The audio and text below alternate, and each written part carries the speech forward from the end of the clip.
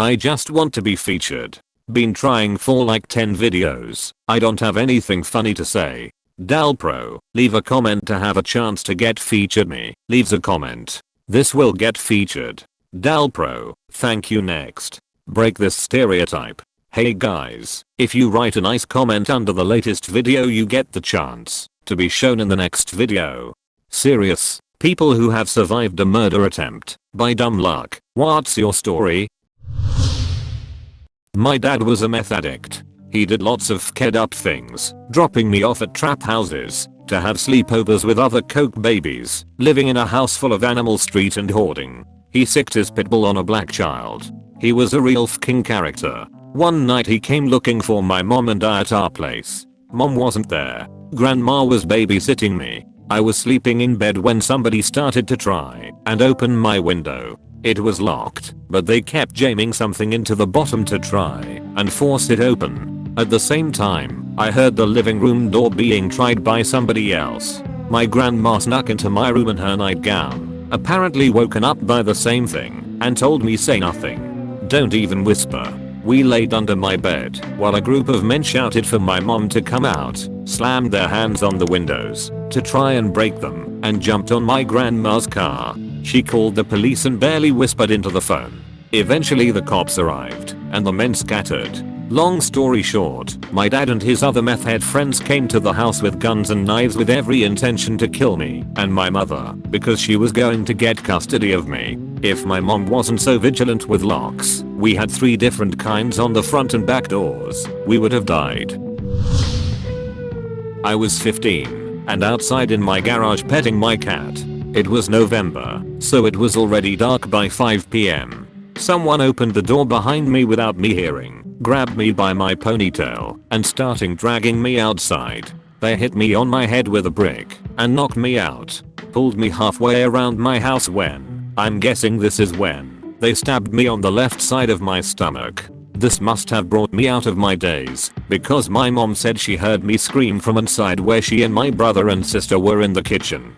They came out the front door and saw me bleeding out on the sidewalk, called 911, had 12 stitches, double layer, and a severe concussion, and whiplash, didn't eat, and hardly slept for a week. They never found them.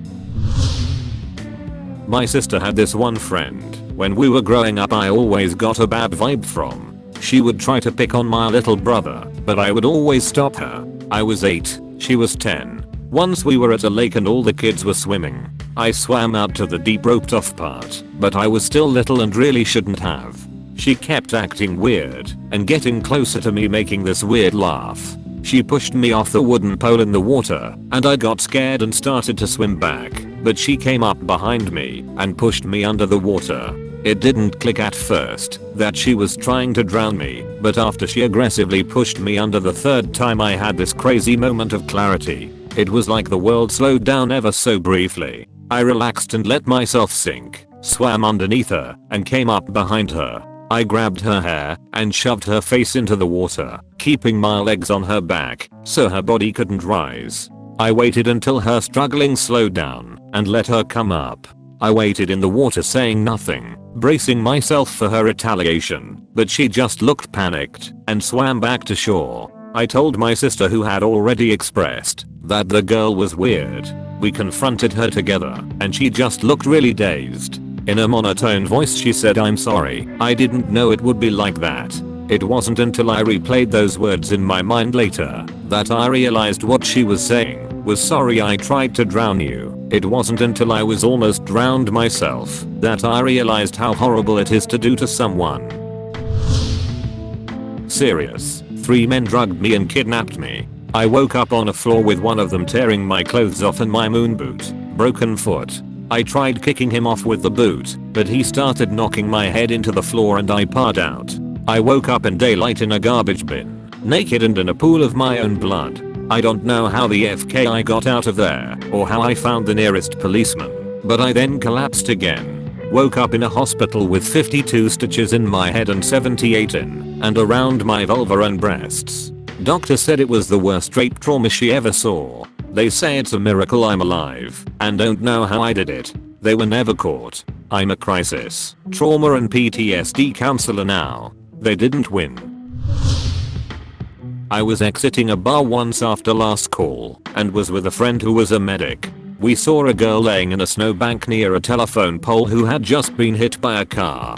We ran over and tried to help her. Some others were already on the phone with 911 and I, not having any medical training, didn't have anything to contribute, but didn't want to just leave. The whole situation was concerning. I turn around for a second and start to hear people screaming. I turn around, a minivan was heading for us. The few people around this woman, they already started to run, but I was too late. He hit me as I was trying to flee, put the car in reverse, ran over me again, and then went forward and ran over me a third time. Turns out the guy was high and drunk and got into a fight with the women's BF, whom I bared a strong resemblance to. He thought I was him. Not to throw a pity party for myself, but 9 years later I have a ton of medical issues, and my life pretty much started on a downward spiral since then. But sure, I guess I survived. Edit. For everyone wondering about the guy, an off-duty cop watched the whole thing go down and copied his license plate number. He was apprehended 20 minutes later and charged with attempted murder, along with many other things. He pled out to just 3 years in jail. He had actually killed someone else a few years before drunk driving. How they thought that was appropriate is beyond me. My husband and I live above our place of business. Out alarm company called us at 3 AM to say there was a motion detector alert, just one, in a weird place. We all did was a mouse, but went to reset/check it out. Husband ended up face to face with a burglar who was on his way out the window he had broken. He ran back inside. I called 911 and we heard mad chaos going on in the depths of the building. So much crashing and smashing. Burglar monkey climbed a 10 feet iron gate, bodily smashed through 2 sets of commercial grade glad doors, and was outside again. My husband was like, yeah FK this dude, tore after him and tackled him. He got him on the ground and pinned him. Bear in mind the whole time I'm narrating to 911 and chasing around in panties and tank top.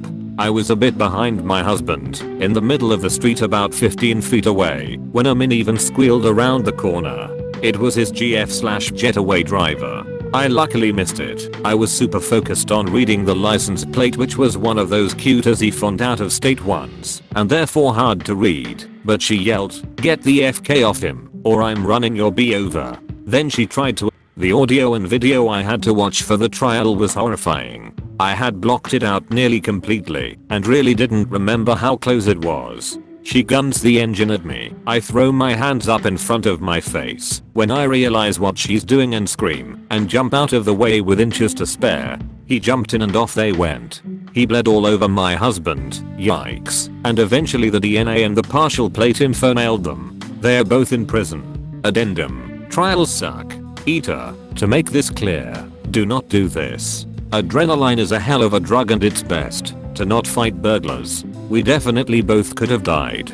It was the third time this FK had broken in and caused $XX 30 amount of mostly uninsured damage and inventory loss, and that definitely contributed to the whole thing. He wouldn't have stopped doing it. He was a pro and was doing upwards of 3 jobs a night most nights, all over the state, 4 years.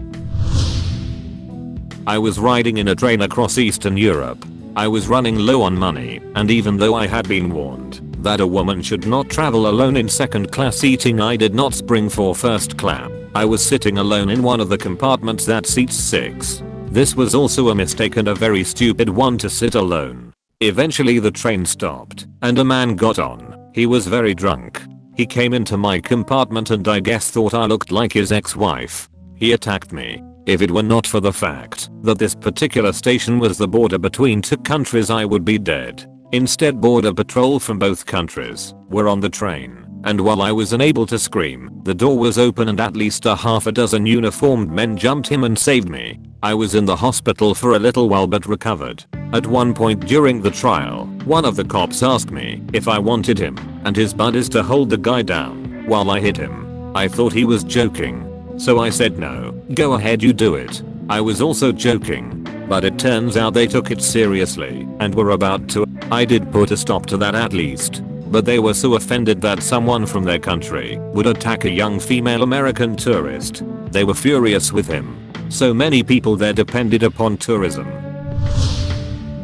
I was out with a few friends, and with us was a girl that had just broken up with a psychopath. We didn't know he was a psychopath. We found out that night. We were just walking back home from a restaurant. It was about 1 AM, and the guy came running out of nowhere. I don't know how he knew where, and went to meet us. He ran to the girl, lifted her shirt up, and stabbed her in the gut, literally splitting her belly open like a fish, and then ran off. This whole thing happened really quickly, so we were all in shock. The girl was holding her own intestines in her hands, and she was so shocked that she didn't even seem scared, wasn't screaming or anything. She just stood there. We called an ambulance and they managed to somehow put everything back and sew her up. This happened about 3 years ago, and she still has pretty serious problems with her digestive tract, can't eat certain things and that kind of stuff. That image of her just standing in the middle of the pathway holding her own guts will remain stuck in my head forever.